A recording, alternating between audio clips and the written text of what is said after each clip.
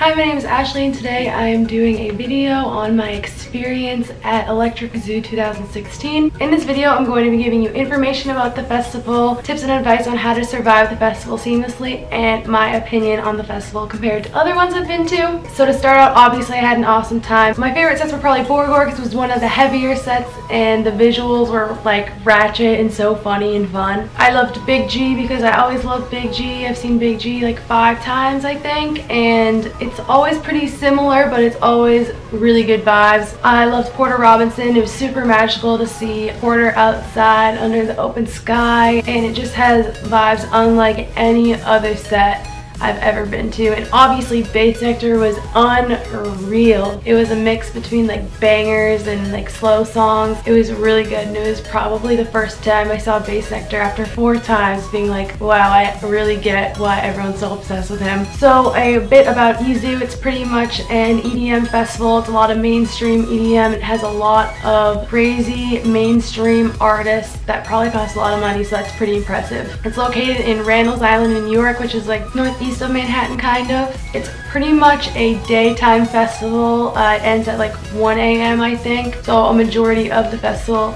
takes place during the day. The culture of the festival is mostly around drinking, seeing mainstream EDM, and potentially a scene for people who are new to festivals. So part 2 of this video is more about the actual events at EZoo. First starts with traveling to get there. So you either have to take a subway to the top right of Manhattan and then take a bus over the bridge that's just north of the festival. I'm not exactly sure of the name of the bridge. Or you can take a subway and then walk the bridge. You can Uber a taxi across the bridge, or you can buy a ferry pass. You don't have to buy the ferry pass. I bought one because I thought that was the only option. That was the only way to get in. It was $50 last year when I bought it, and it picked me up from 34th Street on the east side of Manhattan, and it was honestly like a full hour-long ferry ride. I don't completely regret buying that, but there was definitely cheaper options. It takes about an hour to get up from the subway anyway, so it doesn't make too much of a difference. It costs $2.75 to ride the subway, not $50. If I were to go again, I would not buy the ferry pass. About the arrival and security. Security is a little bit much. Me and my friend that went, we never went at the beginning of the day. We went I think at like 3 one day, 5 one day, 6 another day, and that's when we got to the ferry. So we got there about an hour after that each day. The later that we got there, the shorter the line, which was awesome. Like the last day when we got there pretty late, around 7, we walked right up. The other days it was like 10-minute maximum. It was not a big deal. The security is thorough and strict. They went through my bag. They took away everything I had. When they say like no chapstick, no gum, things like that, they normally don't take those things away. A lot of festivals say they don't let you bring those things. In the first couple days they saw it and let me keep it. Last day they threw out pretty much everything I had in my bag, like 3 packs of gum, all my chapstick, lotion, like anything slightly questionable, and they took their sweet ass time taking it away from me. I was in that line for so long. There are drug dogs there, and honestly it is pretty uncomfortable and awkward when they're going through the line. I just find it kind of unnecessary, and it's just like a weird situation to be in with the security like waving through the lines with those dogs. Like nobody wants to have this dog up their butt. So there's 4 stages. There's one really tiny one when you first enter. There's like, I think I max saw 10 people there. Seems like a good time though. Definitely really small DJs. You're just wanting to chill out. It's such a great place to be. There's 2 medium-sized stages. One is an outdoor stage. I think Steve Aoki played there just to get an idea of people that would play at that stage. There's another medium-sized stage, which is a tent. The tent was not bad. The sides were open, so there was a lot of breeze. It didn't get too hot in there. And then there is the main stage, which has a big cobra in the middle that lights up. Honestly, the stage was really cool, and I really enjoyed the fact that they put some effort into making that stage something to actually really look at. As for the concession stands there, it's all food and drink. There's no like vendors there to buy like festival related clothes or pins or anything like that. There might be a merch tent, I can't remember now. There wasn't a section for outside vendors there, but there was one. They had a deal with Vibration that sells really cool camelbacks. That's where I have mine from. All the vendors only take Easy Bucks, which is just their payment method. You can load money online and the money goes onto your wristband. So you have to pay with everything through Easy Bucks. You don't have to pay ahead of time. You can actually pay there, which I didn't realize. You can pay with cash.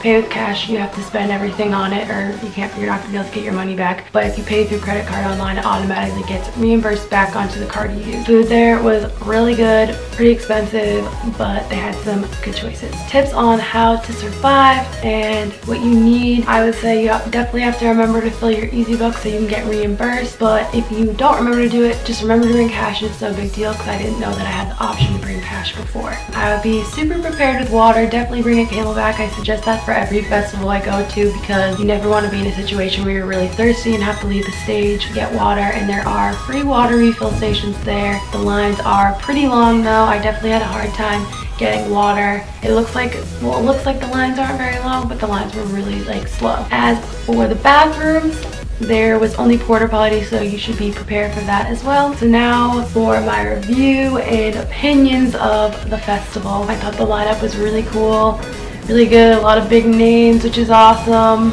and definitely a selling point. Don't get me wrong, I would rather see people that I love or people that I've never even heard of, but it definitely is eye-catching to see all those really big names, and it's impressive that they can get that many big names on one lineup. A great part about the fact that the lineup is so mainstream is that a lot of people that are there just for those big names are people that aren't necessarily that into festivals, so they're going to be at the stages where all the mainstream people are playing. Like Chainsmokers was packed. Me and my friend zooted over to Borough because it's just like too busy. We weren't having that much fun, and Borough was pretty much empty. Big G was pretty much empty. Bass Nectar, I've never seen such a small amount of people at a Bass Nectar show. At E-Force, we waited 8 hours to get essentially the same spot we had at EZoo, and we walked up 10 minutes before. It was like unreal. Not that Bass Nectar isn't like mainstream in the EDM world, but none of my friends that aren't into EDM have any idea who Bass Nectar is, but they all know the Chainsmokers. Again, my opinion on security, like, it's absolutely ridiculous. My overall opinion of the festival is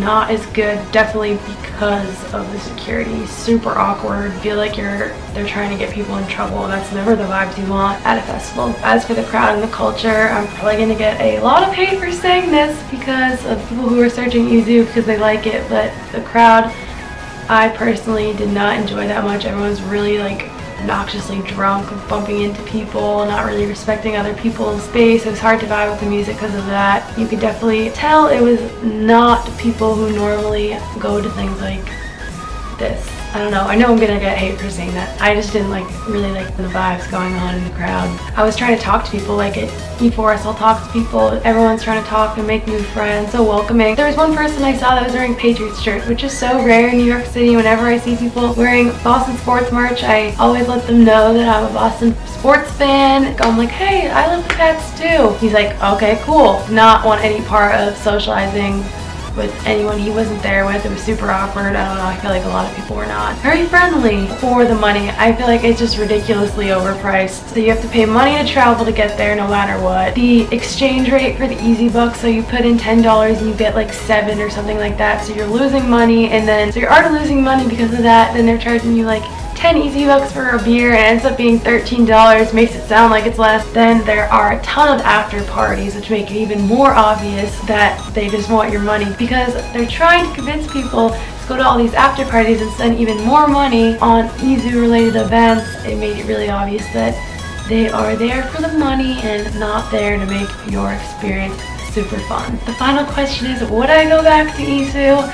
And honestly, I would not go back to EZoo. I go to school in New York City, so it's really easy. The only situation I would go back is if I would buy a one-day ticket to see someone I really wanted, like Bass Nectar or Skrillex, where I would be willing to spend like $100 just to see one person. I'm definitely gonna get a lot of hate for saying that, but I wanna give an honest review about what I thought about the festival, and that's it. If you want to see more festival-related videos, I'm sure to be uploading more every time I go to a festival. My goal is to make some sort of video about it, whether it be a review, tips, an after movie, or something like that. I also have 2 videos about my experiences at Electric Forest 2015 and 2016. So if you want to see those, I will link them down below and put them on the cards right here.